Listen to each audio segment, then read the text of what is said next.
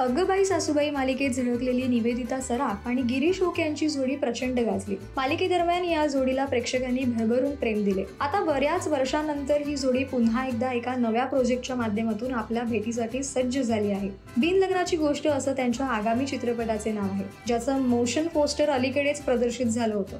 बिन लग्नाची गोष्ट या आगामी चित्रपटाच्या माध्यमातून उमेश कामत आणि प्रिया बापट ही जोडी बऱ्याच वर्षांनी पुन्हा एकदा एकत्र येते.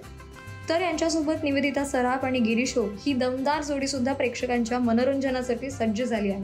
पोस्टरमध्ये सोफ्यावर बसलेल्या निवेदिता सराफ यांच्या डोक्यावर मुंडावळ्या दिसत असल्या तरी चेहऱ्यावर नवरीसारखी लाज नव्हे तर मिश्किल शांतता आहे.